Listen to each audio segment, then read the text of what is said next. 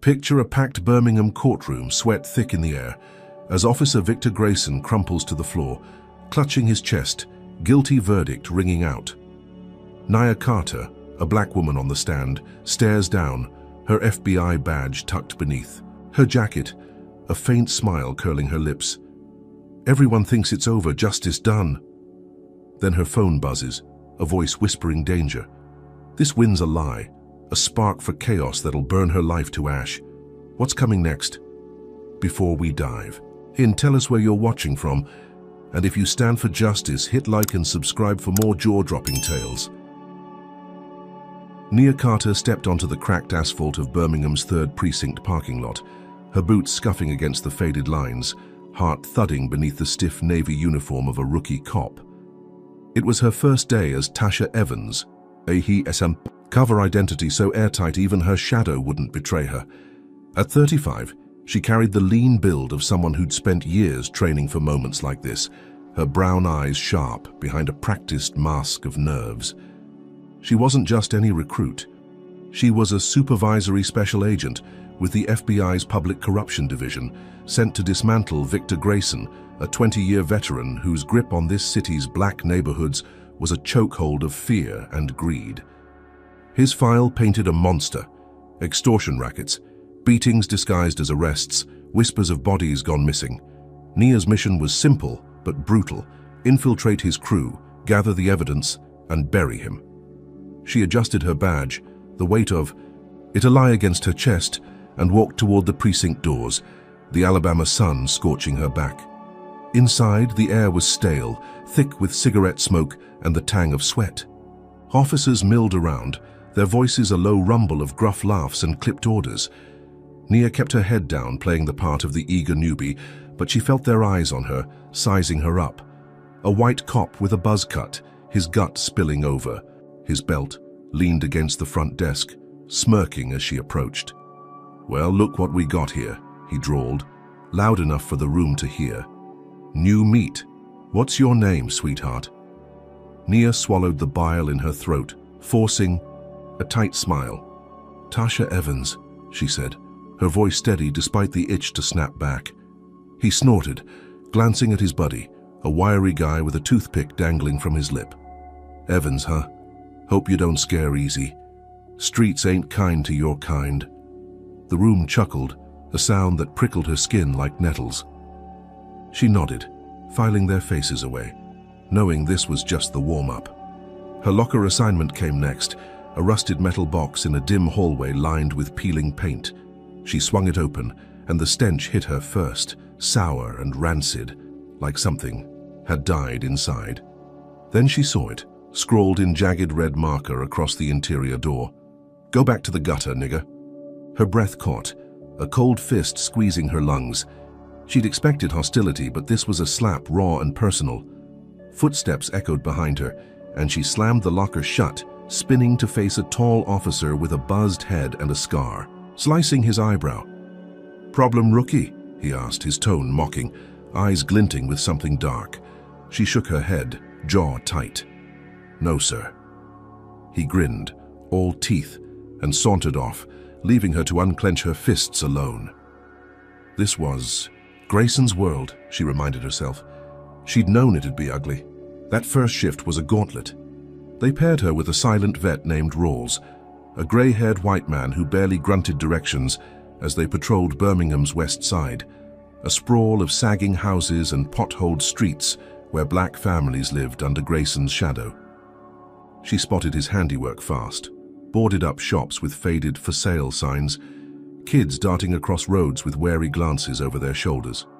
Rawls didn't care, just chewed his gum and stared ahead. But Nia catalogued every detail. Her, mind a steel trap. Back at the precinct, she overheard whispers about Grayson, the king they called him, a hulking figure who hadn't shown his face yet. She'd meet him soon enough. For now, she played small, kept quiet, let them think she was just another, body to break. Days turned into weeks and the racism sharpened. Her patrol car came back from the garage with all 4 tires slashed, rubber shredded like confetti across the lot. She found a note tucked under the wiper. "Get out while you can, bitch. written in the same red scrawl as her locker. She pocketed it, evidence for later, but her pulse hammered.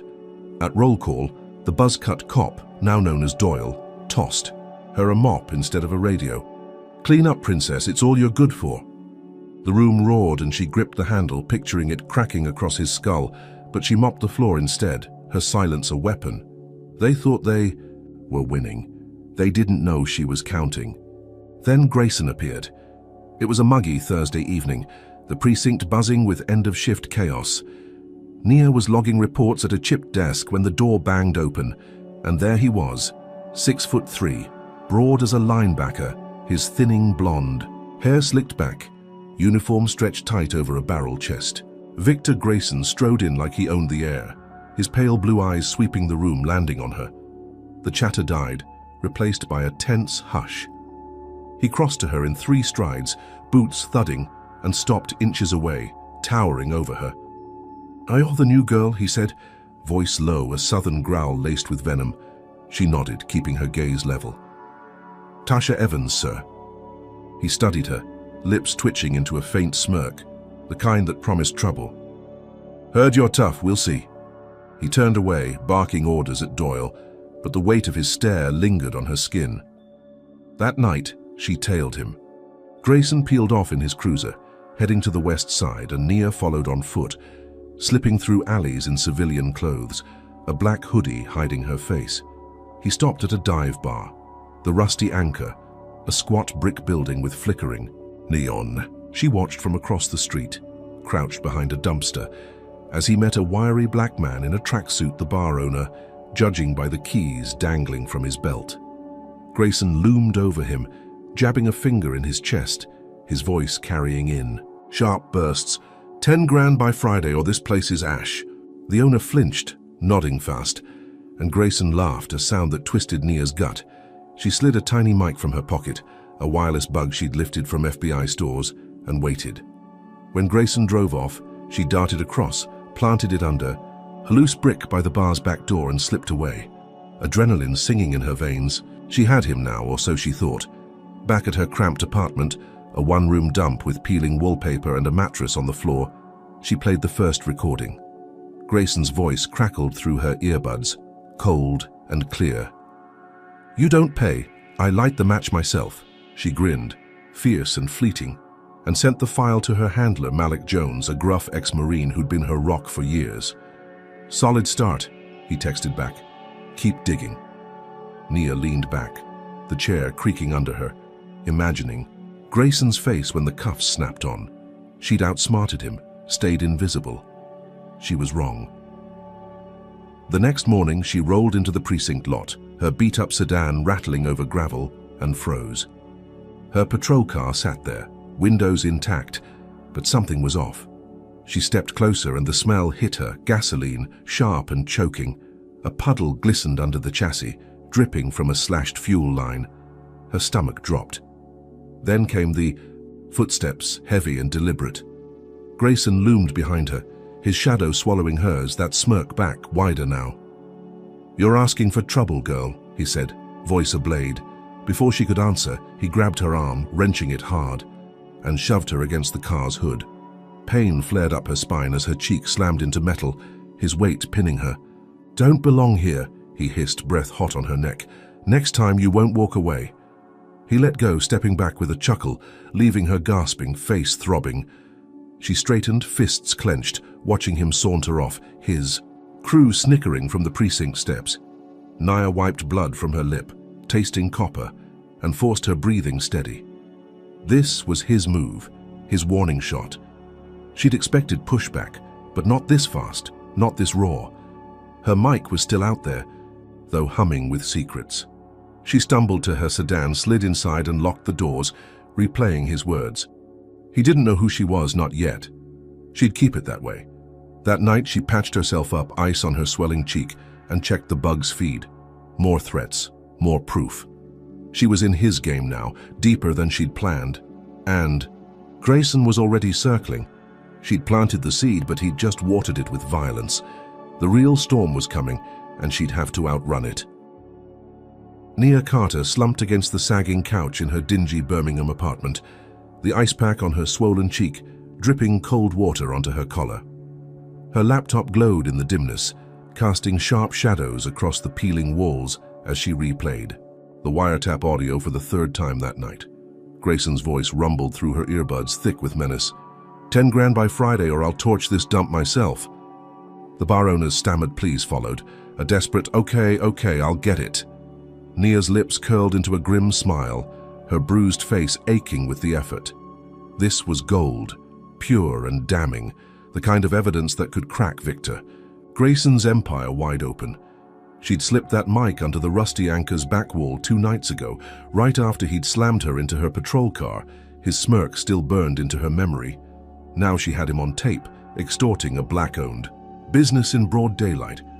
What kind of man thinks he's untouchable like that? She saved the file, encrypted it with a password only she and Malik knew, and fired it off to him with a quick note. First nail in the coffin, more to come. Her fingers hovered over the keyboard, pulse quickening. Was this the moment she'd been chasing? Malik's reply pinged back fast. Damn, Nia, this is tight. Keep pushing, but watch your back. She exhaled, leaning her head against the couch's frayed fabric, letting the adrenaline settle.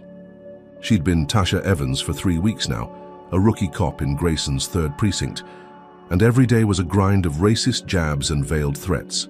The slashed tires, the locker graffiti, Grayson's shove, they were all tests.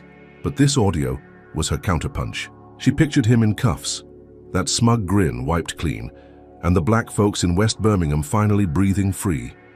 Could she really pull this off without breaking? She shut the laptop, the room plunging into darkness, and grabbed her burner. Phone double-checking the bug's live feed. Static hummed, then Grayson's voice cut in again. Make sure it's cash, no funny business. She nodded to herself, fierce pride swelling in her chest. This was her first victory, a foothold in his world. She'd outsmarted the bastard, or so she thought. That night, she couldn't sleep, the humidity sticking her shirt to her skin, the faint buzz of cicadas outside her cracked window, a restless soundtrack. She patrolled at dawn, paired again with Rawls, the silent vet who barely acknowledged her existence. They cruised the west side, past crumbling row houses and corner stores, with iron bars over the windows, the air heavy with unspoken fear. Nia kept her eyes peeled, noting every detail, the way kids scattered when cop cars rolled by, the way shop owners averted their gazes. Grayson's shadow loomed everywhere, a predator stalking prey. How long had he been bleeding this place dry? She gripped the steering wheel, knuckles tight as Rawls chewed his gum, oblivious. She was alone in this fight, but the wiretap burned in her mind, a lifeline to justice. Shift ended at 6, the sky bruising purple over Birmingham's skyline. Nia parked her patrol car in the precinct lot, the same spot where Grayson had pinned her, and stepped out, her boots crunching gravel. The lot was quiet, too quiet, the usual chatter of cops swapping stories absent. Her neck prickled, instinct screaming danger. She reached for her keys, but the sound came first, boots scuffing fast behind her. She spun, and there they were, 3 of Grayson's crew, Doyle leading the pack, his buzz cut gleaming under the street lamp, a baseball bat swinging loose in his hand. "Thought you were slick, huh?" he snarled, stepping closer, his breath sour with beer. 2 others flanked him, wiry and mean, one cracking his knuckles, the other twirling a tire iron. Nia's heart slammed against her ribs. Did they know about the bug? She backed up, palms out, playing dumb. "What's this about?" Her voice stayed calm, but her mind raced, calculating exits. Doyle laughed, a jagged sound, and swung the bat, missing her head by inches as she ducked. "How you don't fit here, trash," he spat, the slur landing like a punch. "Time you learned." The others rushed her, a blur of fists and metal. She dodged the tire iron, but a fist caught her jaw, snapping her head back. Pain exploded, hot and bright, blood flooding her mouth. She stumbled, catching herself on the car hood, and kicked out, nailing knuckles in the knee. He howled, dropping, but Doyle's bat slammed into her ribs, knocking the air from her lungs. She crumpled, gasping, as boots rained down, each kick a thunderclap against her spine, her arms, her legs.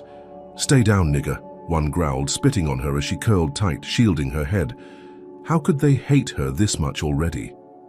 The beating stretched into eternity, her world shrinking to pain and survival. Then it stopped, sudden as it started, their laughter fading as they swaggered off, leaving her sprawled in the dirt. Nia coughed, blood flecking the gravel, every breath a knife in her chest. She rolled onto her knees, trembling, and spat red onto the ground, her vision swimming. Her uniform was torn, her face a mess, but she was alive. She dragged herself to her sedan, every move agony, and slumped inside, locking the doors. Her fingers fumbled for her phone, texting Malik. Ambushed, still breathing, evidence safe. His reply was instant. Get out now. But she couldn't. Not yet. She'd survived Grayson's dogs. Wasn't that proof she could take him? She patched herself up at the apartment, wincing as she taped her ribs, the mirror showing a map of bruises blooming purple across her dark skin. She popped 2 aspirin, the bitter taste grounding her, and checked the bug's feed again. Grayson's voice crackled. That rookie's trouble. Keep an eye on her. Her gut twisted. He didn't know about the wiretap, not yet, but he smelled something. She leaned against the sink, staring at her reflection, a battered warrior staring back. She'd won round 1, gotten the audio, lived through their wrath. She could do this. Then her phone buzzed, a news alert. Westside Blaze grocery store gutted. Her breath stopped. The screen showed flames licking the night sky, a black-owned shop reduced to cinders. She knew that place, Mama June's, a corner store she'd passed on patrol, the owner a grey-haired woman who'd smiled at her once. Grayson's words echoed, 10 grand or ash. Nia stumbled to her laptop, hands shaking as she pulled up precinct chatter. Suspect, Tasha Evans, the report read, claiming she'd torched the place in a fit of rage. Evidence, a gas can with her prints, found at the scene. She slammed the lid shut, rage boiling over the fear. He'd burned it anyway. Payment. Or not, and pinned it on her. How far would this bastard go? She grabbed her burner, texting Malik. Arson framed, need backup. His response was curt. Hold tight, we're moving. She paced the tiny room, the walls closing in, her mind racing. She'd scored a hit with the wiretap, thought she'd outplayed him, but Grayson had flipped the board, turned her into the villain. The precinct would hunt her now, his crew salivating for round 2. She sank onto the mattress, clutching her side, the fire's glow haunting her. This was his game, and she was still in it, deeper and bloodier than before. What? Do you think of Nia's grit, taking on Grayson's crew and still standing? Drop a comment with number 1 if you're rooting for her to bury him, or number 2 if you think she's in over her head. Smash that like button if you're fired up for justice, and subscribe to catch every twist as this battle explodes. Was it the audio that pushed Grayson too far, or was he always planning to crush her? Stick around to find out what he unleashes next. Nia Carter crouched in the back seat of her sedan, the engine off, the Birmingham night pressing in like a fist. Her face throbbed, a roadmap of bruises from Grayson's crew, her ribs screaming with every shallow breath. The precinct had turned. On her fast, a warrant blazing across every cop radio within hours of Mama June's grocery store going up in flames. Tasha Evans, armed and dangerous. The dispatch crackled earlier, her cover name now a death sentence. She ditched her uniform for a hoodie and jeans, the fabric stiff with dried blood, and driven to a crumbling safe house on the city's edge, a 1-story shack with boarded windows and a sagging roof. The news played on her burner phone, muted, but glaring, her mugshot plastered across the screen, eyes swollen shut, lip split, captioned, "Rogue cop suspected in arson." How could they twist her this far? She gritted her teeth, tasting copper, and powered up her laptop, its faint hum the only sound in the stifling dark. The wiretap file sat there, a lifeline in the chaos. Grayson's voice, cold and cruel, demanding. Cash or fire was her proof, but it wasn't enough anymore.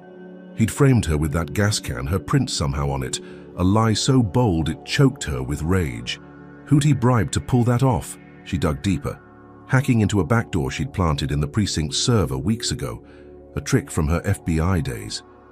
Bank records flickered onto the screen. Grayson's name tied to deposits from known gang fronts, 5,000 here, 8,000 there, all funneled through a shell account labeled VG Enterprises. Her pulse spiked, a jagged thrill cutting through the pain. This was bigger than extortion, this was a network, and she had the receipts. She zipped the files, her fingers trembling, and drafted an email to Jamal Reese, a scrappy black journalist, at the Birmingham Herald, who'd been sniffing around police corruption for years. "How you want the story of the decade? Here's your shot," she typed, attaching the audio and records, hitting send before doubt could creep in. Was this her way out? She waited, curled in the safe house's shadows, the air thick with mildew and desperation. Her phone buzzed at 2 in the morning. Jamal's reply, "Holy hell, Tasha, this is dynamite. Meet me at dawn, Carver Park, by the old fountain." She exhaled, a shaky breath, hope flickering like a match in the wind. If he broke this, Grayson's smirk would fade, the city would see the truth, and she'd be free. She patched her ribs again, wincing as the tape pulled her skin, and popped another aspirin, the bitter pill dissolving on her tongue. She'd survived the beating, outsmarted the frame-up. Could she really turn the tide? She grabbed a cap, pulled it low over her battered face, and slipped out, the night swallowing her as she drove to the meet. Carver Park was a ghost at dawn, the fountain dry, its stone cracked and mossy. Nia spotted Jamal by a warped bench, his lanky frame hunched over a notebook, dread spilling from a beanie. She approached, every step a stab in her side, and slid onto the bench beside him. "You're late," he muttered, not looking up, his pen scratching fast. "Had to dodge a tail," she lied, scanning the empty park, her nerves electric. He glanced at her then, eyes widening at her bruises.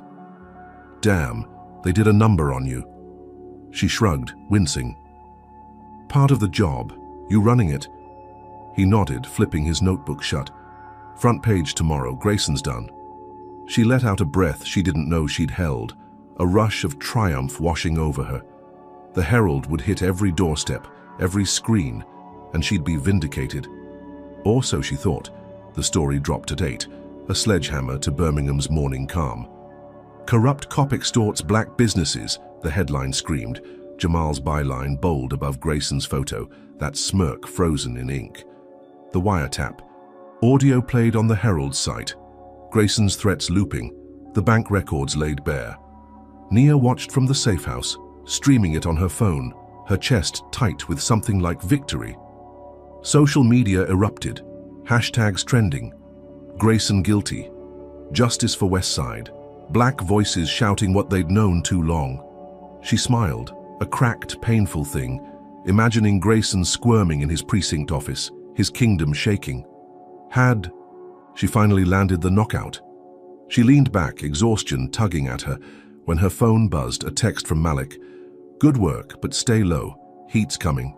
She frowned, unease prickling her spine. What heat? She didn't have to wait long. That afternoon, sirens wailed past the safe house, a cacophony that set her teeth on edge. She peeked through a boarded slit, saw cop cars swarming downtown, lights flashing like a war zone. Her burner buzzed again. A news alert. Herald journalist found dead, suicide suspected. Her stomach plummeted, ice flooding her veins. She clicked the link, and there was Jamal, his body slumped in his apartment, a gun in his limp hand, a note pinned to his shirt. "I lied about Grayson. Tasha made me." The room spun, her breath hitching as she scrolled. Photos showed texts forged in her name. "Push the story or I'll kill you." Time-stamped hours before. She dropped the phone, hands shaking, bile rising in her throat. How did he do this so fast? Nia stumbled to the sink, splashing water on her face, the colder slap to her reeling mind. Grayson had struck back, not with fists this time, but with a chess move so ruthless it stole her air. Jamal, her ally, her voice, gone, his death twisted into a noose around her neck. She checked the precinct chatter, hacked in again, and found the update: Tasha Evans, prime suspect in Reese murder, motive, silence, corruption, expose, lies. Her victory crumbled to ash, Grayson's crew spinning the narrative, painting her as the monster.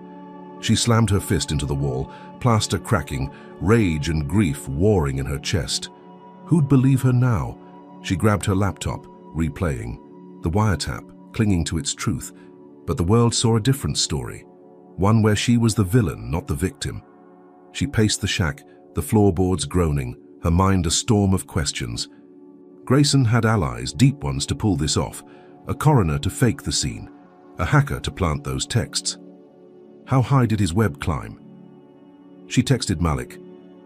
"Jamal's dead, framed again. What's the play?" His reply was slow. "Feds are rattled. Lie low, I'm pushing for extraction." She snorted, bitter, tossing the phone. Extraction? She was a fugitive now. A cop killer in their eyes, her cover blown to hell. The safe house walls felt like a cage, the air thick with defeat. She'd thought the leak would save her, clear her name, but Grayson had turned it into a guillotine, dropping it on her neck. She sank to the floor, head in her hands, the fire's smoke still haunting her, now joined by Jamal's ghost. She'd won a battle, but he'd started a war and she was bleeding out in it. Think Nia's got the guts to outlast Grayson's dirty tricks? Drop a comment with number 1 if you're betting on her to fight back, or number 2 if you think he's already broken her. Hit that like button if you're stunned by this twist, and subscribe to see her next move in this brutal game. Did Grayson kill Jamal just to spite her? Or is there a bigger play hiding in the shadows? Stay tuned to unravel the chaos he's unleashing next. Nia Carter jolted awake in the safe house, the acrid stench of mildew snapping her from a fitful doze. Her ribs ached, a dull fire under her skin, her face a swollen mask of purple and black from Grayson's crew. Birmingham's night pulsed outside, sirens wailing in the distance, a constant reminder she was hunted. The warrant for her arrest had ballooned. Tasha Evans, suspect in arson and murder, plastered across every news channel after Jamal's staged suicide. She was a ghost now, slipping through the city's veins, dodging Grayson's cops and their itchy trigger fingers. She ditched her sedan miles back, hot-wired a rusted pickup from a junkyard, and driven to this shack, a forgotten speck on the West Side's fringe. Her burner phone buzzed, Malik's text glowing in the dark. "Feds can't move yet, stay off the grid." She cursed under her breath, tossing it aside. Off the grid. She was a damn pariah. How much deeper could this pit get? She hauled her laptop onto a rickety table, its legs wobbling under the weight, and plugged into a stolen Wi-Fi signal from a nearby trailer park. The precinct server hack still worked, a lifeline she'd clung to since day one. She scrolled through files, her eyes burning, until she struck gold, a grainy video from a bodycam Grayson's squad had lost. It showed him in an alley, towering over a black teen, maybe 16, skinny and trembling, hands up, begging, "I didn't do nothing." Grayson's fist crashed into the kid's face, blood spraying, then his boot stomped down, again, until the boy went still, a crumpled heap on the concrete. Nia's stomach lurched, bile scorching her throat. The timestamp read 6 months back, the report claiming, "Resisting arrest, suspect fled." A lie buried by the DA. Who let this monster roam free? She copied the file, her hands steady despite the rage boiling in her chest, and sent it to Malik with a clipped message. "Teen murder. Grayson on tape. Push it hard." She leaned back, the chair creaking, picturing the feds storming in, Grayson's smirk shattering as cuffs snapped tight. This wasn't just extortion, this was slaughter, and she had him cold. Could this finally end him? She waited, the minutes dragging, her breath shallow against bruised ribs. Malik's reply came at dawn. "FBI's greenlit raids. Grayson's safe houses are toast. Hold tight." She grinned, fierce and fleeting, the first spark of hope since Jamal's blood stained her hands. She streamed precinct chatter, heard the chaos unfold. Units to 14th Street, 22nd Avenue, weapons drawn. Grayson's empire was cracking. Was this her ticket out? The raids hit like thunder. News helicopters buzzing overhead, footage streaming live, SWAT teams kicking down doors, hauling out guns, cash, and gangbangers tied to Grayson's payroll. Nia watched from the safe house, her phone propped on a crate, the screen flickering as anchors stumbled over the story. Massive police corruption bust in Birmingham? She clenched her fists, nails digging into her palms, tasting a victory she hadn't dared imagine. Grayson's safe houses, his, dirty money dens gone in a sweep. She'd done this, her video the match that lit the fuse. The DA would have to act now, right? She paced the shack, adrenaline drowning the pain, waiting for the next shoe to drop. It always did with him, it dropped fast. Her phone buzzed, a new alert. District Attorney statement, video evidence inconclusive. Her heart sank, a stone in her gut, as she clicked the link. The DA, a pale, pinched man named Harold Vance, stood at a podium, his voice oily. The footage lacks context, no clear proof of wrongdoing. Investigation pending. Nia's jaw tightened, her breath hissing. Out, inconclusive. She'd seen Grayson stomp that kid to death, blood pooling under sodium lights, and this suit called it unclear. She slammed the table, the laptop jumping, rage clawing up her spine.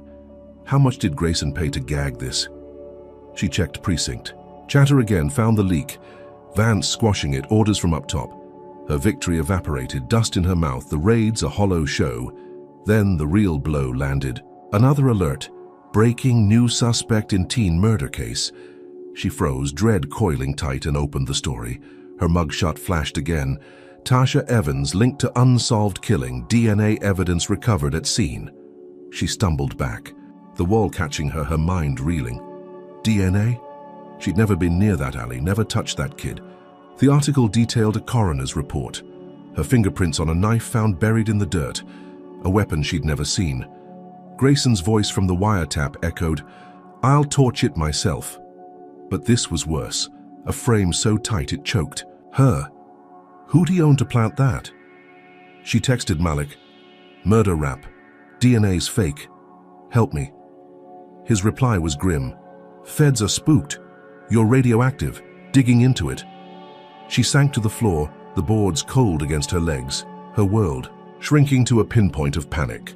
She replayed the video, frame by frame, the kid's pleas a knife in her gut, Grayson's boot a hammer on her hope.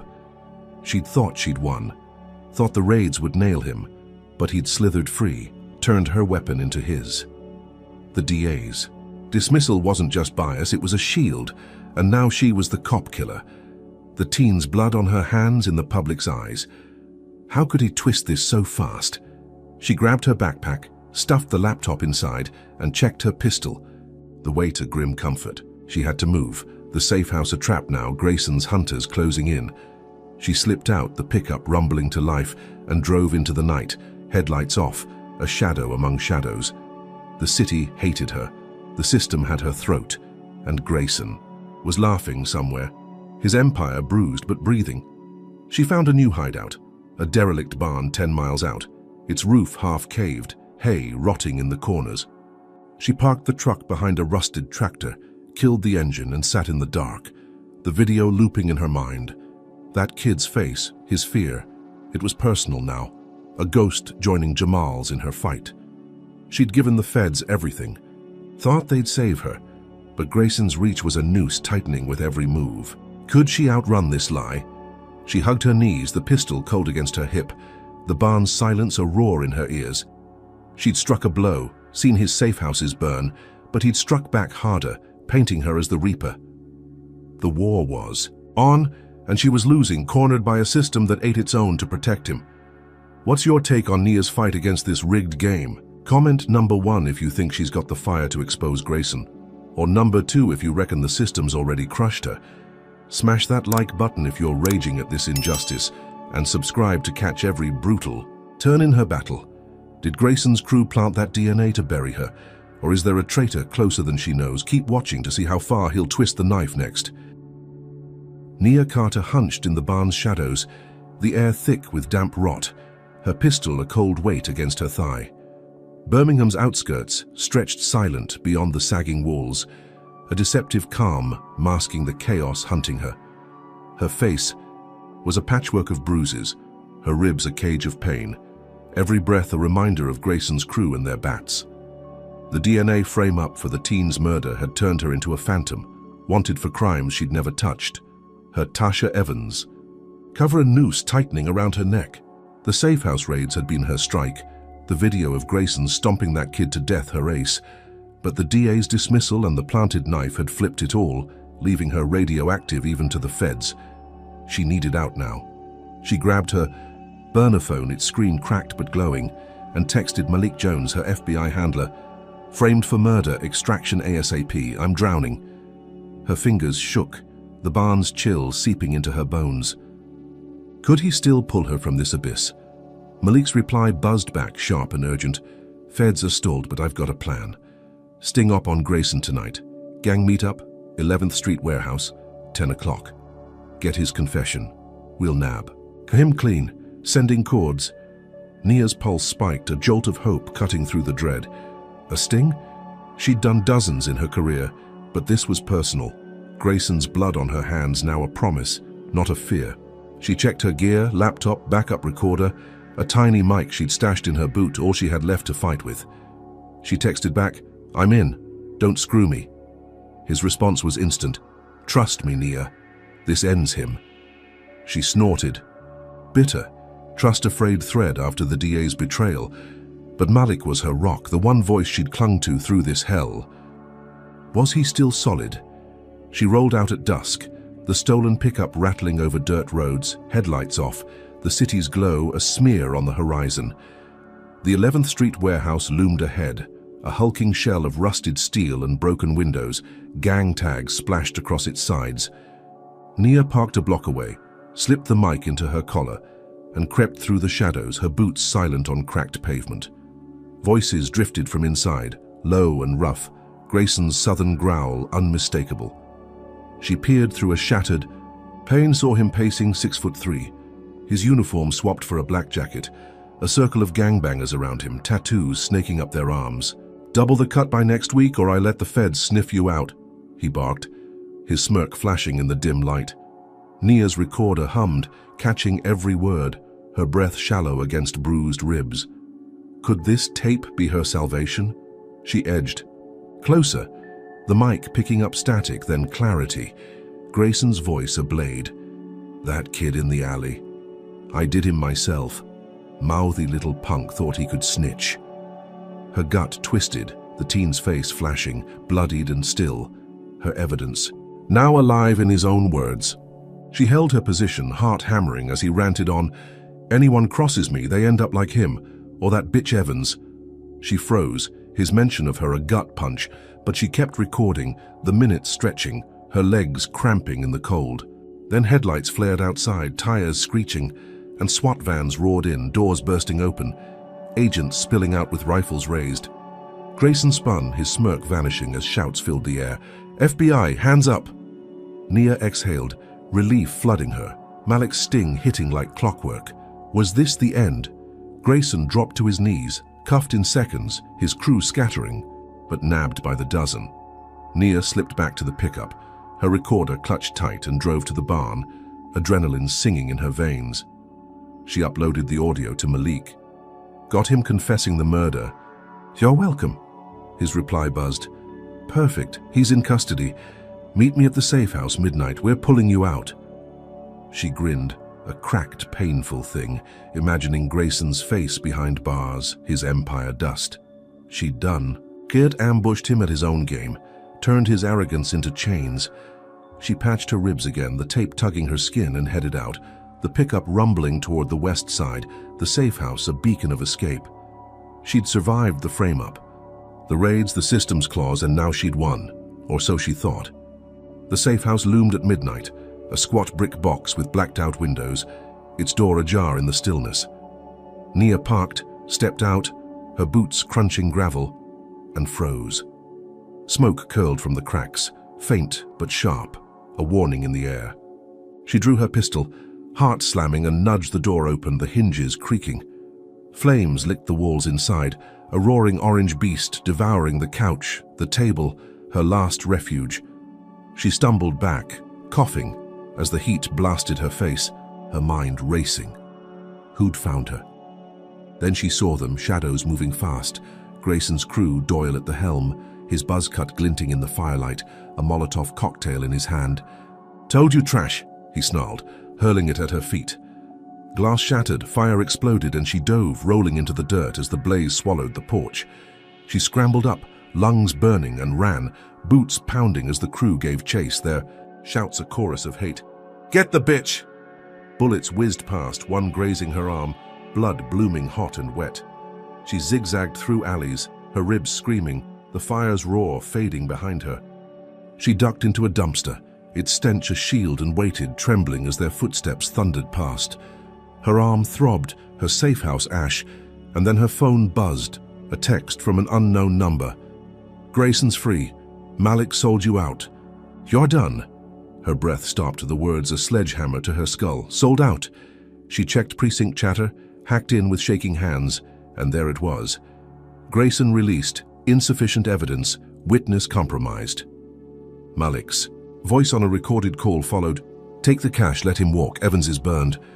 Her stomach heaved, betrayal cutting deeper than any bullet. Naya slumped against the dumpster's rusted wall, the night closing in, her world imploding. Malik, her anchor, had taken Grayson's bribe, fed her to the wolves, and exposed her real identity. Nia Carter, FBI, to the precinct. The sting was a sham, her confession tape buried, and now Grayson's dogs had torched her last stand.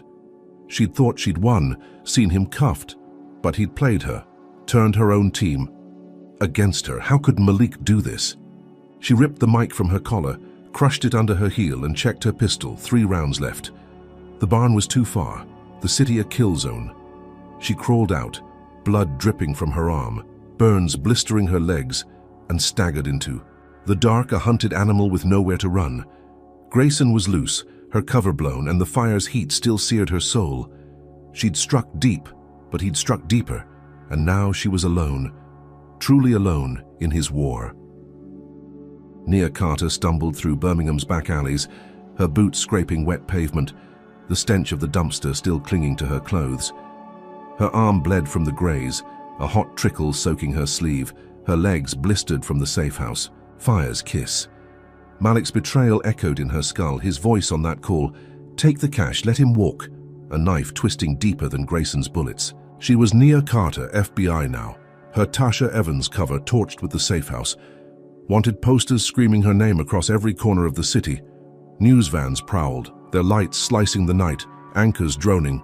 Fugitive cop linked to arson, murder, corruption scandal. She ducked into a storm drain, its concrete damp and cold, her pistol trembling in her hand. 3 bullets left. How could she fight when her own team had sold her soul? She crouched in the drain, water dripping from rusted pipes. Her burner phones, cracked screen her only window to the world. Her mugshot looped on every feed, bruised and defiant, captioned, "Traitor cop, Nia Carter, public enemy." The precinct chatter she hacked buzzed with glee. "She's done, Grayson's back on the street." Her stomach knotted, rage simmering beneath the exhaustion. Malik's stab had freed Grayson, buried her sting tape, and turned her into the devil in Birmingham's eyes. Who'd believe her now? She clutched the phone, its battery at 5%, and scrolled X, where West Side voices still raged. Grayson killed that kid, not her. A spark flickered in her chest, faint but alive. Could she turn their anger into a weapon? She needed allies fast. She remembered Sister Grace, a steel-spined black activist who'd run a community center on 8th Avenue, a woman who'd stared down cops and won.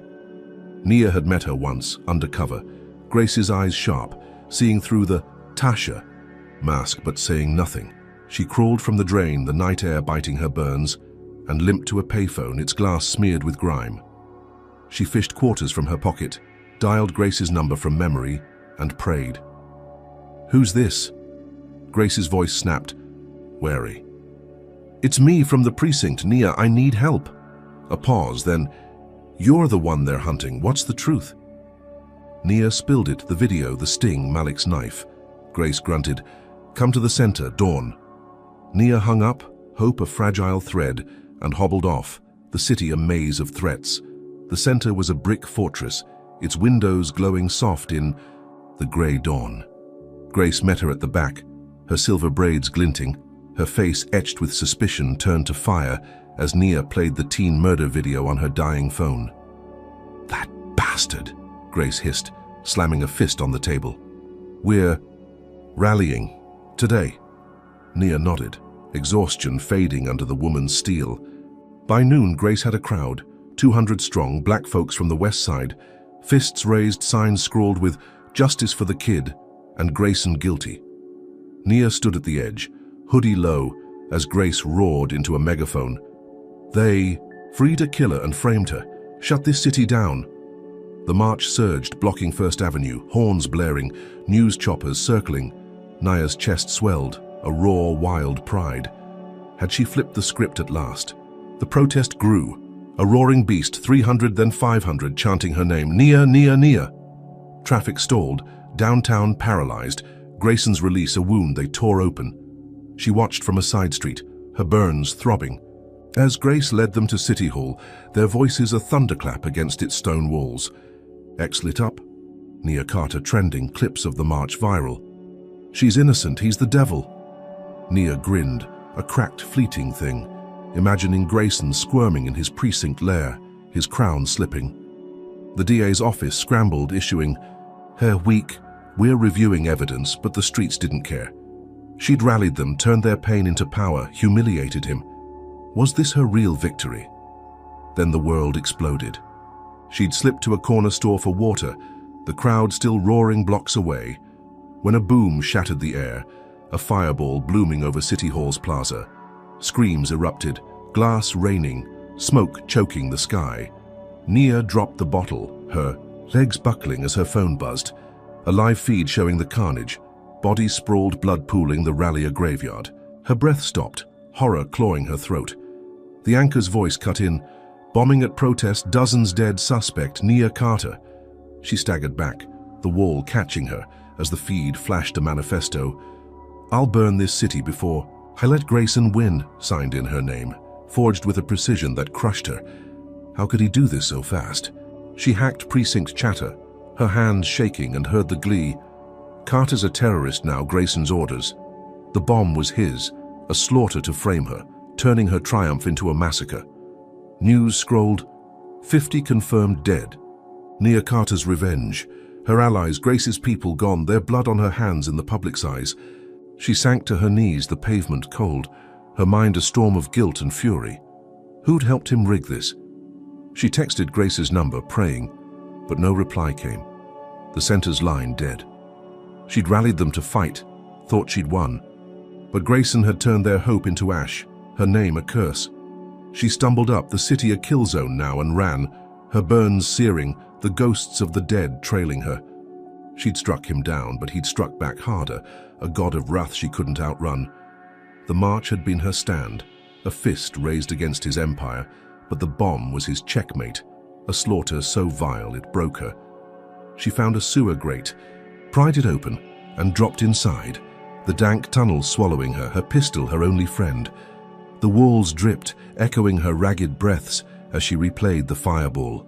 The screams, Grace's face lost in the smoke. She'd thought she'd reclaimed power, but Grayson had turned her into a monster. The city's hate a tidal wave crashing over her. How far would he go to bury her? She clutched her phone, its battery dead, and sank into the dark, a hunted shadow, the protest's blood staining her soul. She'd won a moment, but he'd won the war and she was drowning in it. Is Naya's courage enough to topple Grayson's evil, or has he already crushed her spirit? Drop a comment with number 1 if you believe she'll rise from this hell, or number 2 if you think he's broken her for good. Hit that like button if this twist shook you to the core, and subscribe to see her fight through the wreckage. Did Grayson bomb the rally just to frame her, or is there a darker puppet, master pulling his strings? Stick around to uncover the next brutal blow in this unrelenting storm. Nia Carter crouched in the sewer's gloom, the dank air stinging her burns, her pistol a cold anchor in her trembling hand. Birmingham's underbelly echoed with dripping water and distant sirens, a relentless pulse chasing her deeper into the dark. The protest bombing had shattered her, 50 dead, their blood pinned on her with a forged manifesto, Nia Carter's revenge. Her face was everywhere, wanted posters plastered on every pole, news feeds screaming terrorist cop. Her name a curse in the city she'd fought to save. Grace was gone, likely ash in the plaza's rubble, her rally a grave. Nia's arm throbbed, the graze crusted with blood, her legs blistered from the safehouse fire, every breath a stab through bruised ribs. She was a hunted animal. 3 bullets. Left, no phone, no allies. Malik's betrayal a wound that wouldn't close. How much more could she lose? She slumped against the slimy wall, the concrete biting her back, and rummaged through her backpack. her last lifeline. The laptop hummed faintly, its battery at 10%, a stolen signal flickering from some oblivious apartment above. She hacked the precinct server again, her fingers stiff but sure, digging past the chatter of her manhunt. There, buried in encrypted files, was Grayson's ledger, a digital goldmine she'd missed before, names, dates, payoffs, linking him to half the city's elite, councilmen, judges, even the governor's chief of staff.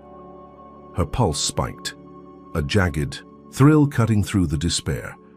This wasn't just a cop's racket, this was a syndicate, and Grayson was its kingpin. Could this be the key to end him? She worked fast, the sewer's chill seeping into her bones, copying the ledger to a flash drive, her breath fogging the screen. She knew a judge, Evelyn Hart, a federal hardass in Montgomery who'd taken down mob bosses, a woman who might listen. Nia slipped out at dusk, the city's glow a threat overhead, and limped to a gas station 10 miles out, its neon flickering in the dusk. The clerk, a bored teen with earbuds, didn't glance twice as she used the counter-computer, emailing Hart. The ledger with a burner account, Grayson's Empire. Nia Carter, FBI, truth enclosed. She attached the teen murder video, the sting confession, every scrap she had, and hit send, her heart hammering. Would Hart bite? She hobbled back to a rural shack, a rotting shell with no roof, and waited, the night swallowing her whole. The response came at dawn, a news alert on a scavenged radio. Federal indictment rocks Birmingham. Officer Victor Grayson, named in corruption probe. Nia's breath caught, a ragged gasp as the anchor detailed raids.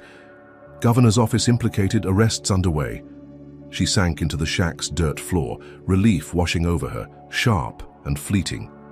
Hart had moved, the ledger a sledgehammer, smashing Grayson's web. She hacked precinct chatter, heard the panic. Feds took him from his house, he's locked up tight. Her lips cracked into a smile, blood flecking the edges, imagining his smirk gone, his empire crumbling. She'd struck from the abyss, turned the tide. Was this finally over? Then the abyss struck back.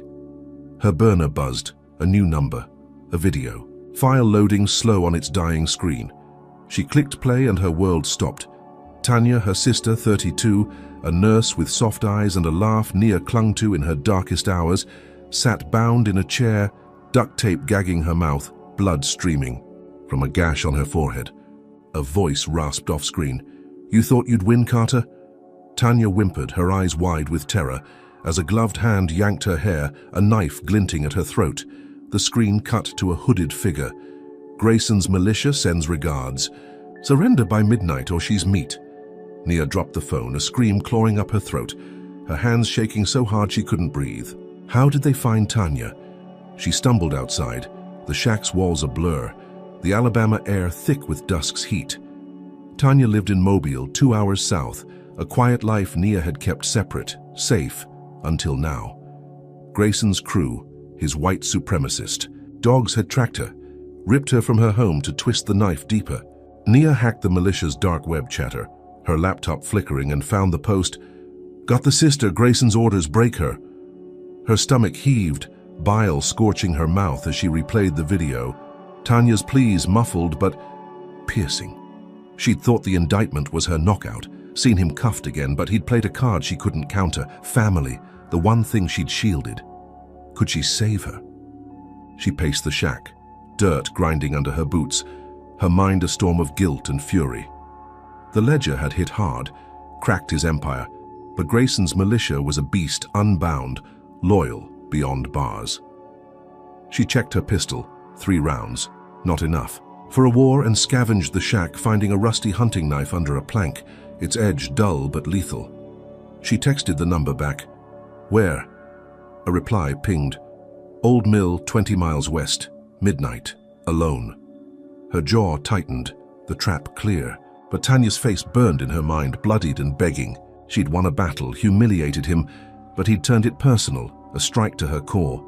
How far would he stretch this vengeance? She drove the stolen pickup, its engine coughing, to the mill, a skeletal ruin of brick and steel, its smokestack, jagged against the moonless sky. She parked a mile out, crept through the woods, the knife strapped to her leg, pistol in hand, every step a stab through her burns. The mill loomed, its windows black, a faint whimper drifting on the wind. She circled, spotting Tanya through a crack, tied to a beam, two militia goons in camo pacing, rifles slung. Nia's chest tightened, rage drowning fear as she planned her move. She'd leaked the ledger, thought she'd buried him, but Grayson had dug into her soul, taken her sister to prove he'd never yield. She gripped her gun, 3 shots her only play, and slipped closer, the night a shroud around her breaking heart. The indictment had been her lifeline, a rope from the abyss. But Tanya's abduction was Grayson's noose, yanking her back into hell. She hid behind a rusted barrel, the mill's damp air chilling her sweat, and watched the goons, their voices a low growl. Boss says gut her if Carter don't show.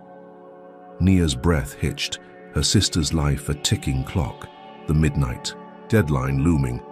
She'd struck him down, seen his empire bleed, but he'd struck deeper, turned her victory into a nightmare. She was alone, hunted, her body a wreck, but Tanya was all she had left. She'd fight, die if she had to. But Grayson's win would cost him blood. The abyss had swallowed her, and she'd claw her way out or drag him down with her. Nia Carter crouched behind the rusted barrel, the old mill's damp air clawing at her lungs, her pistol slick with sweat in her trembling grip. The Alabama night pressed in, thick and moonless, the faint whimper of her sister Tanya slicing through, the silence like a blade. Her arm burned from the graze, her legs blistered from the safehouse fire, every breath a jagged ache through bruised ribs. Grayson's militia had Tanya, bound and bleeding inside, a knife at her throat, their ultimatum clear: surrender by midnight or she dies. Nia's burner phone lay dead in her pocket, her laptop useless in the truck a mile back, 3 bullets and a rusty knife her only weapons. The ledger had landed Grayson in cuffs, his empire reeling. But this was his counterstrike, her sister the price of her defiance. Could she outsmart them one more time? She edged closer, the mill's brick wall rough against her palm, peering through a jagged hole. Tanya sat tied to a beam, her nurse scrubs torn, blood streaking her forehead, her soft eyes wild with fear. 2 goons in camo paced, rifles slung, their boots scuffing the dust, a third figure hooded and silent by the door. Nia's chest tightened, rage boiling over the dread as their voices growled, "Carter's late, gut the girl." She checked her watch, 11:58, her pulse a hammer in her skull. She couldn't storm them, not with 3 rounds against rifles, but Tanya's life hung by seconds. She slipped the knife from her boot, its dull edge a grim promise, and made her choice. Surrender was her play, but not his victory. How could she turn this trap into his tomb? She stood, hands raised, pistol dangling loose, and stepped into the mill's open doorway, the night framing her like a ghost. "I'm here," she rasped, voice steady despite the fire in her wounds. The goons spun, rifles snapping up, the hooded one barking, "Drop it!" She let the gun clatter to the floor, 3 bullets useless now, and locked eyes with Tanya, a silent vow in her gaze. The taller goon, a scar twisting his lips, smirked. "Grayson said you'd break." He grabbed her arm, wrenching it hard, and shoved her inside, the knife still hidden against her leg. She stumbled, pain flaring, but kept her footing, scanning. The room, the beam, the exits. Could she get Tanya out alive? They dragged her to Grayson, unbound from custody. His hulking frame filling the mill's center, 6'3", his blonde hair slicked back, that smirk curling his lips like poison. "Well, well, Carter," he drawled, stepping close, his breath sour with whiskey. "Thought you'd bury me with your little files?" He loomed over her, a predator savoring prey, as the goons flanked her, Tanya whimpering behind. Nia's heart raced, but she'd planned this, her surrender abated. Hook. She'd taped her backup recorder to her chest before leaving the truck, its tiny red light blinking under her hoodie, streaming live to a dark web feed she'd rigged days ago. Millions could be watching, his confession her net. Would it work? Grayson grabbed her jaw, fingers digging into her bruises, and snarled, "You're nothing, just a rat who got lucky." She spat in his face, blood flecking his cheek, and he roared, backhanding her hard, her head snapping sideways, stars bursting in her vision. "I killed that kid," he bellowed, spittle flying. Stomped him till he stopped twitching, and I'd do it again. You, I'll carve you slow. Nia staggered, tasting copper, but the recorder hummed, catching every word. His racism, his murders, his glee. Tanya sobbed, "Nia, no!" as the goons laughed, but Nia grinned, cracked and fierce, knowing the world heard him now. Was this her checkmate? He ranted on, oblivious. Burned your rally, bombed those filth, and I'd torch this whole city to keep my crown. You're the terrorist, Carter, not me. His voice was a storm, each admission a nail in his coffin. The live stream soaring, X lighting up with E. Grayson confesses, the feed viral in minutes. Nia's knees buckled, pain and triumph warring, as he grabbed a knife from Scar, its blade, gleaming, and pressed it to her throat. Time's up, he hissed. But then sirens wailed, close and fierce, tires screeching outside. The goons spun, rifles up, as SWAT breached, doors exploding inward. FBI, drop it! Grayson froze, his smirk vanishing, the knife clattering as agents swarmed, cuffs snapping on him mid-gloat. Had she finally won? They dragged him out, his roars echoing, "This ain't over!" Nia sank to her knees, blood dripping as an agent cut Tanya free, her sister collapsing into her arms, sobbing, "You're crazy!" Nia hugged her tight, the recorder still, rolling her sacrifice a spotlight on Grayson's rot. Medics rushed in, bandaging her arm, her burns, but she waved them off, staring at the mill's dust, the fight draining from her. The livestream had millions. The world raging, Grayson rearrested, his confession a noose he'd tied himself. She'd traded her freedom for Tanya's life, thought it was the end, her defiance a blaze that burned him down. Or so she believed. Then the night turned again. She limped to the truck with Tanya, the medics trailing when the radio crackled. Jailbreak at County, Grayson loose. Her breath stopped, ice flooding her veins as precinct chatter flooded her hacked feed. Militia hit the lockup, sprung him Carter's Prince on the scene. She stumbled, clutching Tanya, her mind reeling. Prince? She'd been here, bleeding in the mill, not there. The news hit. Nia Carter orchestrates cop's escape. Anarchist plot confirmed. Doctored footage showing her at the jail. A fake so slick it stole her air. Grayson's voice rasped from a militia broadcast. She's mine now. His smirk audible, his vengeance unbound. How did he flip this so fast? Nia shoved Tanya into the truck. Her sister's pleas a blur. We have to go. She floored it. Tires screaming. The mill shrinking in the rearview, her heart a drum of panic. The livestream had nailed him. His arrest a global spectacle. But his militia had struck back, freed him in hours, and pinned it on her with forged proof. She checked her pistol. Empty now. The knife lost in the mill. Her body a wreck of burns and blood. Tanya gripped her arm. What's happening? Nia's jaw tightened. He won't stop. The city blurred past, a kill zone again, her name a rallying cry for his dogs. Who'd faked that footage? She pulled into a ditch, the truck hidden by pines, and hacked the chatter again. Grayson's crew owns the streets, Carter's the fall guy. Her sacrifice had saved Tanya, exposed him to millions, but he'd turned it into her guillotine, a jailbreak so bold it broke her win apart.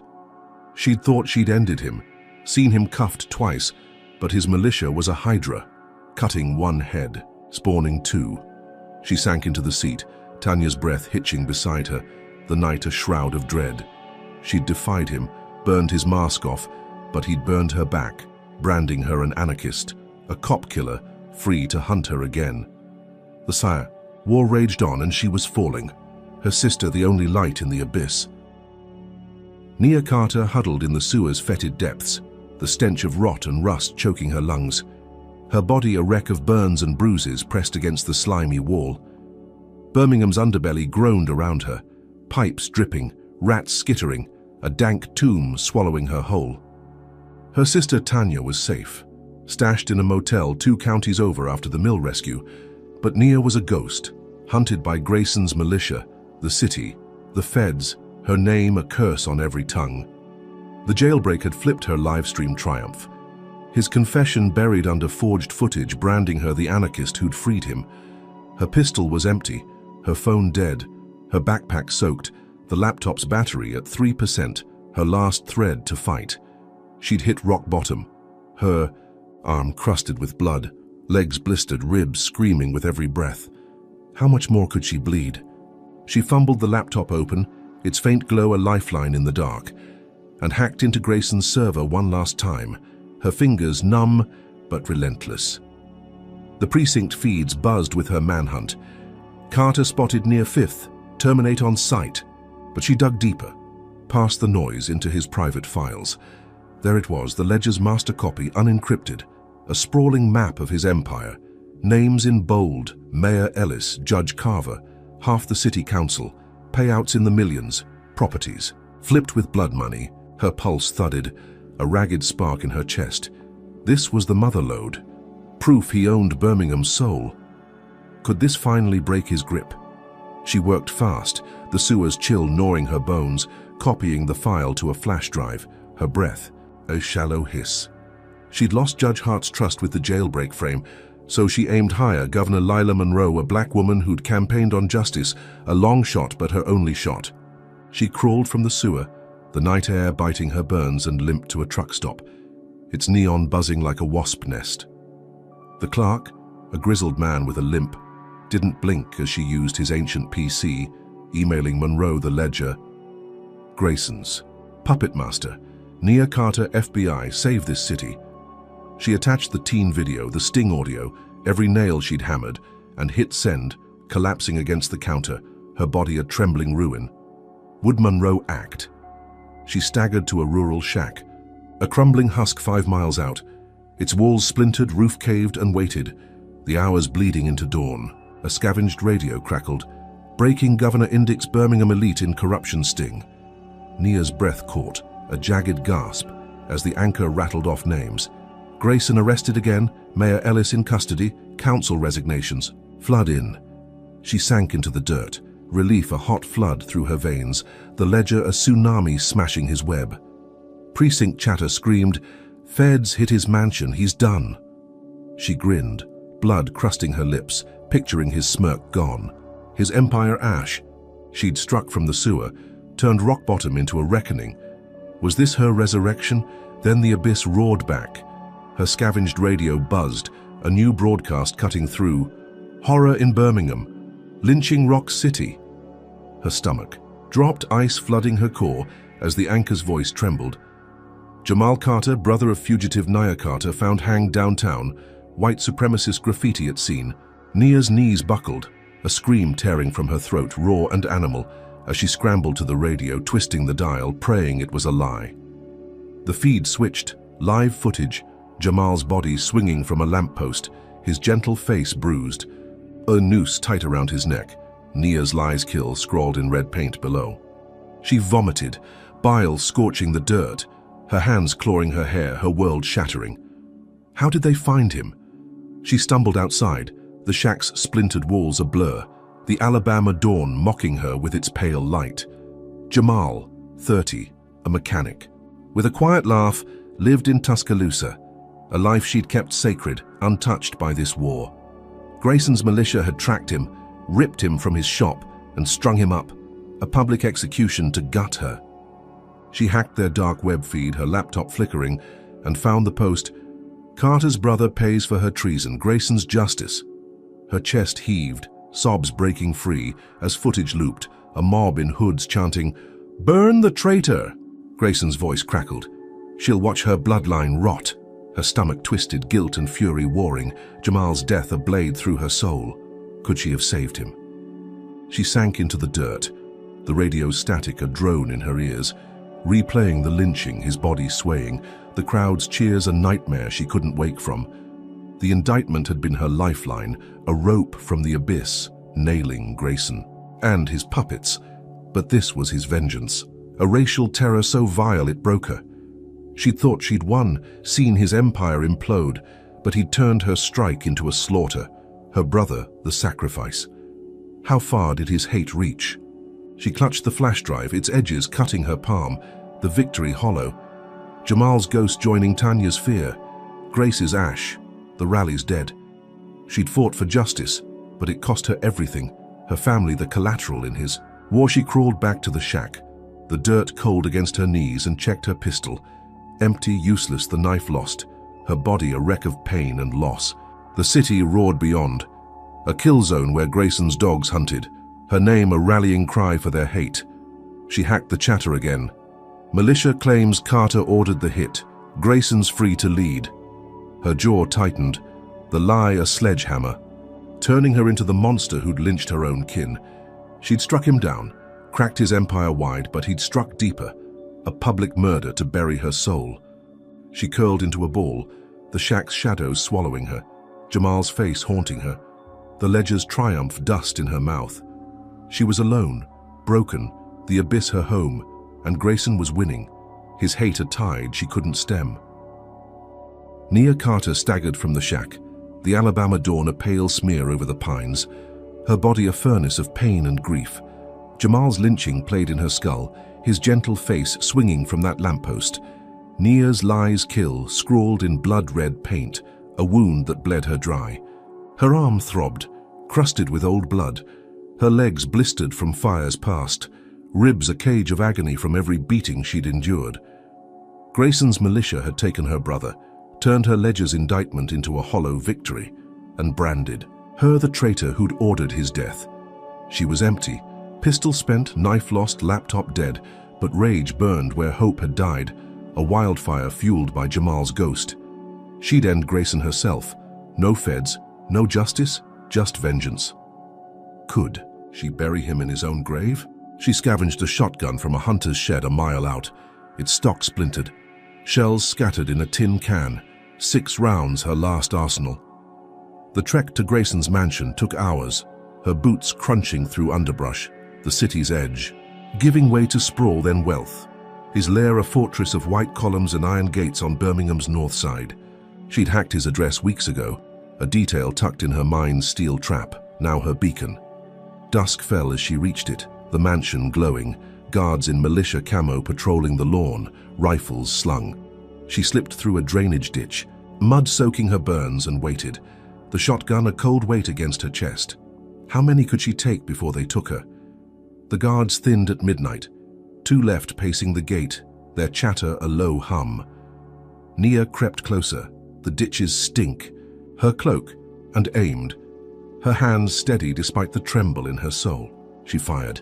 The blast a thunderclap, the first guard's chest blooming red, his body crumpling. The second spun, rifle up, but her second shot caught his throat, blood spraying as he fell gurgling. She vaulted the gate, adrenaline drowning the pain, and stormed the mansion, kicking the oak door wide, its hinges splintering. Inside, opulence mocked her. Marble floors, chandeliers, Grayson's voice booming from upstairs. "Who's there?" She grinned, a feral thing, and charged, shotgun raised. Was this her last stand? He loomed on the staircase, 6'3", his blonde hair wild, no uniform now, just a black shirt stretched tight over his barrel chest. "Carter," he snarled, that smirk flashing, a pistol in his hand. She fired, the shot tearing plaster above his head as he ducked, returning fire, bullets chewing the banister. She dove behind a couch, splinters raining, and reloaded, her breath a ragged hiss. "You killed Jamal!" she roared, voice raw, and fired again, the blast shredding his arm, blood splattering the wall. He howled, stumbling, but lunged, tackling, her his weight crushing her ribs, the shotgun skittering free. They grappled, her burns screaming, his fist slamming her jaw, stars bursting. Could she outlast his hate? She clawed his face, nails raking flesh, and kneed his groan, a sweet sound as he rolled off. She scrambled for the shotgun, but he grabbed her ankle, yanking her back, his pistol jamming against her temple. "You're done," he spat, blood dripping from his torn cheek, but she twisted, elbow smashing his nose, cartilage crunching. He reeled and she lunged, snatching a lamp, its base heavy brass, and swung, cracking his skull. He crumpled, groaning, and she pinned him, the shotgun's barrel under his chin, her finger on the trigger. "Confess," she hissed, pulling her last recorder from her pocket, its red light blinking. "Jamal, all of it." Would he break? He laughed, a wet, broken sound, but her glare burned, the barrel digging deeper, and he spoke, voice thick. "I ordered it. Hung your brother, watched him choke, loved every second. That kid, the rally, all mine. You're nothing, Carter, just filth I'll bury. She grinned, savage, the tape rolling, his words a noose he didn't see tightening. Sirens wailed outside, close now. The militia's raid echoing back, cops swarming from the city she'd paralyzed. She slammed the stock into his temple, his eyes rolling back, and stood, bloodied, victorious, as uniforms burst in. Hands up! She dropped the gun, raised her arms, the recorder clutched tight, Grayson's confession her shield. Had she finally caged him? They cuffed him, dragging his limp bulk out, his blood smearing the marble, her tape handed to a wide-eyed cop. Get this to the feds. She sank against the wall, her body a ruin, burns searing, ribs cracked, but alive. Jamal's killer hers. At last. The precinct buzzed. Grayson down, Carter's got proof. The confession hitting airwaves within hours, X exploding. He admitted it all. She'd stormed his castle, beaten him bloody, thought it was done, her vengeance a blazing triumph. Tanya was safe, Jamal avenged. Grayson's empire ash. She let them cuff her too, her fight spent, the world hearing his rot, or so she believed. Then the hammer fell. She sat in a holding cell, the cold bench biting her burns, when the radio crackled. Judge voids Grayson confession, coercion claimed. Her breath stopped, ice flooding her veins, as a guard sneered, "You're screwed, Carter." She hacked. A jail terminal, her cuffs chafing, and found the ruling Judge Carver, a ledger name. Evidence obtained under duress, inadmissible, Grayson released. Her stomach plunged, a scream clawing her throat as chatter buzzed. He's free, Carter's the thug. She'd thought she'd won, taped his soul bare, but Carver, his crony, had snapped it away, his power a wall she couldn't breach. How did he own them all? She slumped, the cell's grey walls closing in, when a boom shook the jail, a fireball roaring outside, glass shattering, screams echoing. She stumbled to the bars, smoke curling through, her hacked feed screeching. Car! Bomb at precinct lot, Carter's vehicle, her prints on the trigger. Her knees buckled, the lie a sledgehammer, Grayson's voice on a militia broadcast. She'll pay in blood. She'd parked the truck blocks away, but they'd rigged it, her DNA planted, the blast her new noose. Cops rushed past. Get her out. And she was dragged to a van, her body maimed, burns splitting as news hit. Carter bombs jail, Grayson walks. Who'd die next? The van screeched off, her hands cuffed, the world a blur of smoke and hate. She'd stormed his mansion, forced his truth, thought she'd ended him. But Carver's ruling and the bomb had flipped it, her vengeance a spark he'd drowned in fire. She was broken, leg bleeding from shrapnel, arm useless. Grayson free, smirking on camera somewhere, his malicious trap a masterpiece. She'd struck him down, avenged Jamal, but he'd struck deeper, turned her into the Reaper again, her fight costing her body, her soul. The van rattled, the city a kill zone, and she sank into the seat. A shell, his war raging on, her defiance a fading ember in the dark. Nia Carter limped into the Birmingham courthouse, her leg a mess of bandages from the car bomb's shrapnel, her arm hanging limp, burns splitting under a borrowed suit. The van ride from the jail had been a blur, cops silent, their glares cutting deeper than the glass in her skin. She'd stormed Grayson's mansion, beaten his confession out, thought she'd ended him, but Judge Carver's ruling and the bomb had flipped it, branding her the villain again.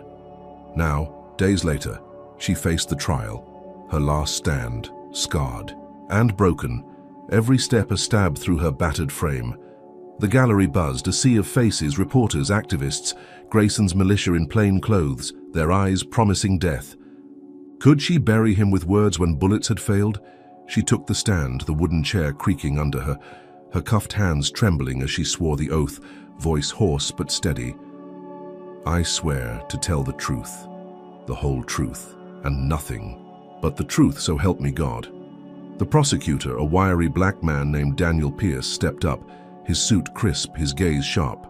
State your name and occupation, he said, voice cutting the room's hum. Nia Carter, Supervisory Special Agent, FBI Public Corruption Division, she replied, her chest tight. The badge she'd hidden for months now, her shield. Grayson sat at the defense table, 6'3", his blonde hair slicked, that smirk twitching. his arm bandaged from her shotgun blast. How could he still grin? Pierce paced. "Agent Carter, tell us about Victor Grayson." She leaned forward, pain flaring, and unleashed it, years of evidence spilling out. He extorted black businesses, killed a teen in an alley, bombed a rally, lynched my brother Jamal, torched my safe house, framed me for it all. Her voice cracked, Jamal's face flashing, but she pressed on. "I went undercover as Tasha Evans, recorded his threats, his confession, tracked his ledger to the mayor, the council, the elite." She detailed the wiretap, the sting, the live stream. Every blow she'd landed, her scars proof of his war. The gallery gasped, reporters scribbling, Grayson's smirk faltering as she laid his empire bare. Could they see the monster now? She pulled the flash drive from her pocket, handed it to Pierce. "This has it all, audio, video, bank records," his own words. He entered it, exhibit after exhibit, the teens beating on screen, blood pooling, Grayson's voice booming. "I'd do it again." The room shuddered, a collective breath held as Jamal's lynching footage played. His body swinging, the mob's cheers a gut punch. Nia's eyes burned, but she stared Grayson down, his pale blue gaze meeting hers, defiance flickering to unease. Pierce pressed, "Why frame you?" She swallowed, "To silence me, to keep his power, to punish me for fighting back." Was this enough to nail him? The defense rose. Grayson's lawyer, a slick white man named Paul Reed, his tie blood red, his tone oily. "Agent Carter, you assaulted my client, coerced that confession under duress." She clenched her fists. "He killed my brother, held my sister at knife point. I fought to survive." Reed smirked. "A vigilante tale, but no proof beyond your word." She snapped, "The tape's proof, the ledger's proof, his blood's on my hands because he forced it there." The judge, Maria Ellison, a stern Latina with gray streaks, banged her gavel. "Enough." Reed sat, but Nia's fire burned, the room electric with her truth. Could they deny what they'd heard? Witnesses followed, Tanya trembling on the stand. "They cut me, threatened to gut me. Nia saved me." A Fed corroborated the ledger. "Grayson's network ran deep. We've arrested dozens." The jury, 12 solemn faces, watched, their eyes flicking from Nia to Grayson, weighing her scars against his smirk. Pierce closed. This is corruption's face, a killer with a badge, brought down by one woman's courage. Reed countered, "She's a liar, a terrorist, framing an innocent cop." Nia's gut twisted, her body a testament to his lies, but the jury vanished to deliberate, hours stretching, her hope a fragile thread. Would they see through his mask? The verdict came at dusk, the courtroom thick with sweat and silence, the bailiff's voice a hammer. "On all counts, conspiracy, murder, racketeering, we find Victor Grayson guilty." A roar erupted, cheers and sobs, Grayson's head snapping, up, his smirk gone, his face draining white. He clutched his chest, a choked gasp escaping, and crumpled, collapsing to the floor, his bulk thudding on marble. Nia froze, her breath hitching as medics rushed in. Heart attack. The gallery surged, cameras flashing, her victory ablaze in her chest. She'd done it, testified, nailed him, watched him fall. Jamal's ghost avenged, Tanya safe, the city free. Was this justice at last? They dragged her back to holding. Uncuffed now, her leg throbbing, burns weeping under bandages, but alive. The verdict echoing, "Guilty, guilty, guilty." She sank onto the cot, exhaustion crashing. Grayson's collapse a surreal end, his. Empire ash, her scars the price. She'd thought it was over, her testimony a sledgehammer smashing his throne, the courtroom her battlefield won. The precinct buzzed. He's alive, critical, but cuffed, done, her fight finished. She closed her eyes, Jamal's laugh faint in her mind, a fleeting peace settling over her broken frame. She'd won, or so she believed. Then the gavel fell. Again. A guard burst in. "Court's back now." She limped to the stand, confusion twisting her gut, the gallery hushed, Pierce pale, Reed grinning. Judge Ellison cleared her throat. "New evidence suggests jury tampering. Grayson's team claims Carter's influence. I'm ordering a retrial." Nia's breath stopped, a scream clawing her throat as Pierce protested, "Your Honor, the proof." Ellison cut him. Overruled, process must stand. Grayson's medics wheeled him out alive, smirking faintly, his allies in the shadows striking back. Her stomach plunged, the verdict dust, her victory snatched by his machine. How did they rig this so fast? She slumped, the stand's edge biting her palms, the room spinning, her body a ruin of shrapnel and fire. The retrial loomed. Grayson free again, his smirk on camera soon. She'll never win. Precinct chatter buzzed. Carter's done. He's untouchable. She'd testified, poured her soul, thought she'd ended him, seen him collapse. But his judge, his web, had flipped it, her triumph a mirage. Jamal's death, Tanya's terror, her scars all for nothing, the system his shield, her fight costing her everything. She was dragged back to the cell, leg bleeding, burns splitting, a shell, his war unending, her justice a fading echo in the dark. Nia Carter slumped in a vinyl booth at a rundown diner on Birmingham's outskirts, the air thick with grease and despair, her body a tapestry of ruin under a stained hoodie. Her leg oozed from the car bomb's shrapnel, her arm hung useless. Burns wept through bandages, every breath a rasp through bruised ribs. The trial's guilty verdict had been her blaze of triumph, Grayson collapsing as justice landed, only for Judge Ellison's retrial order to snatch it away, his allies rigging. The jury branding her the villain again. She was free, uncuffed after the chaos, but a fugitive still hunted by his militia. The city's hate a tidal wave drowning her. The diner's clock ticked past midnight. March 9th, 2025. Her coffee cold, her eyes hollow. Jamal's lynching, Tanya's terror, the rally's dead. All ashes in her soul. Could she claw back from this void? She stared at the cracked mug, her reflection a ghost in the black liquid, scarred and unrecognizable. The woman who'd fought. Grayson's empire reduced to a shadow. The diner was empty, save for a waitress mopping in the corner, the hum of a flickering neon sign the only sound. Her burner phone sat dead on the table, her pistol long gone, her fight spent in the courtroom's glare. She'd testified, poured her blood into that stand. Thought she'd won when he fell, but his machine had turned it. Retrial a noose she couldn't escape. Grayson was out there smirking, his heart attack a feint, his power unbroken. How did he always rise? Then the phone buzzed, a vibration so sudden she flinched, spilling coffee across the table. It was dead, battery drained hours ago, yet the screen glowed. A call from an unknown number, the same cryptic buzz from the trial's end. She snatched it, heart hammering, and answered, "Who's this?" A woman's voice, young, sharp, cut through. "Elise Grayson, don't hang up." Nia froze, the name a jolt. Grayson's daughter, 22, a shadow in his world. Never on the ledger, never in the chatter. "What do you want?" Nia rasped, her throat raw. Elise's tone hardened. "I've got his master files, everything he hid. Proof he framed you, Jamal's murder, all of it. Meet me now." Could this be real? Nia's mind raced, suspicion warring with desperation, Elise's voice a lifeline in the dark. "Why help me?" she demanded, gripping the phone, her burns stinging with the effort. "He's a monster," Elise snapped. "Destroyed my mom, me, you, I'm done." Nia's breath hitched, a crack in Grayson's armor she'd never seen, his own blood turning blade. "Where?" she asked, voice trembling. "Old rail yard, 10 minutes west. Come alone." The call cut, the phone dying again, its last gasp.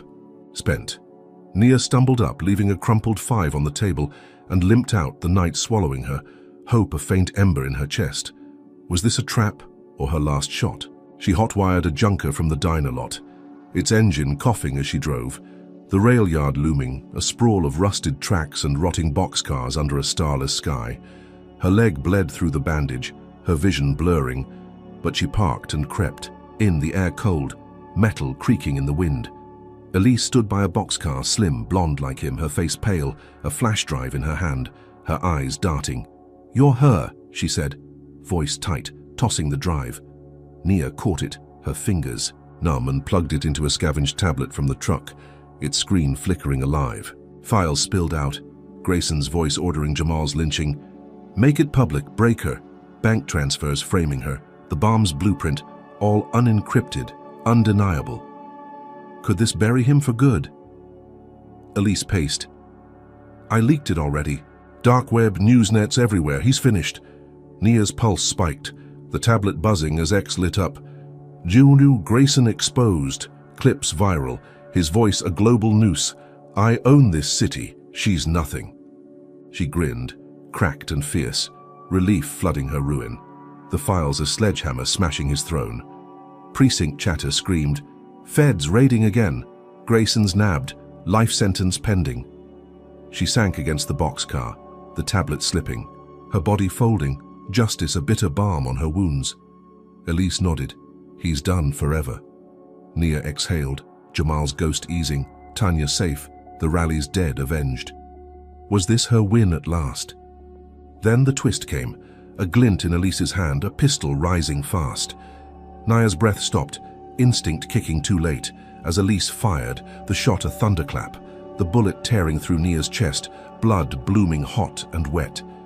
She crumpled, gasping, the tablet clattering, Elise's face cold above her. You ruined my family. Nia choked, air fleeing, her hand clawing the dirt, the drive inches away, justice hers, but her life spilling out. Elise whispered, He's in hell now, but so are you, and walked off, her boots fading, the night swallowing her. How could victory cost her everything? Nia lay there, blood pooling, her chest a furnace of pain, the rail yards rust her grave. The tablet flickered, news streaming. Grayson sentenced to life, daughter's leak seals fate. His smirk gone, cuffs tight, his empire ash. She'd won, exposed him, ended him, but Elise's bullet was the price, a daughter's vengeance, for a father's fall. Her vision dimmed, Jamal's laugh faint, Tanya's face a blur, the rally's chants echoing, her scars, the cost of truth. She smiled, faint and cracked, justice hers, a martyr's crown, as her breath slowed, the world fading. Grayson's defeat, her last light. Could she rest now? The diner's clock had ticked her end, the call her doom, Elise's files her triumph. Turned tomb. She'd fought from sewer to courtroom, ledger to livestream, her family's blood her fuel, and struck him down. His life sentence a monument to her war. But Elise's shot flipped it, a daughter's rage stealing her breath, her victory bittersweet, her body broken beyond repair. Sirens wailed, distant, too late. The rail yard silent, her blood soaking the earth, the tablet's glow fading. Grayson falls, Carter dead. A headline she'd never read. She'd clawed from the abyss, burned his world. But the abyss claimed, her justice a shroud over her still form. The war won, her life lost. Nia Carter's relentless battle against Victor Grayson reveals profound truths about courage, betrayal, and the cost of justice in a world steeped in systemic racism. Her journey teaches us that resilience can shine even in the darkest corners, as she faced beatings, frame-ups, and the loss of her brother Jamal, yet never stopped fighting. Nia's story underscores the power of truth, her evidence, wiretaps, ledgers, confessions, toppling a corrupt empire despite overwhelming odds. It's a testament to the strength found in standing up, even when the system turns its back, a lesson for anyone facing injustice to keep pushing, to document, to resist.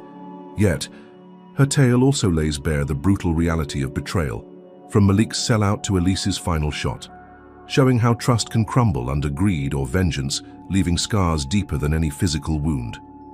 The cost of her fight, Jamal's lynching, Tanya's terror, her own death, highlights a grim truth. Justice often demands a price paid in blood, especially for those challenging entrenched power. Nia's sacrifice as a black woman against a racist machine reveals the disproportionate burden borne by the marginalized, a call to recognize and confront these inequities head-on. Her bittersweet end, winning Grayson's life sentence only to die by his daughter's hand, teaches that victory can be hollow when personal loss overshadows it. It's a stark reminder to weigh what we fight for and what we lose. So what's your takeaway from Nia's war? Drop a comment on whether her sacrifice was worth it, hit like if her grit moved you, and subscribe for more tales of defiance. Share this if you stand against corruption. Thanks for joining this journey. May you find strength to face your own battles and justice in your corner.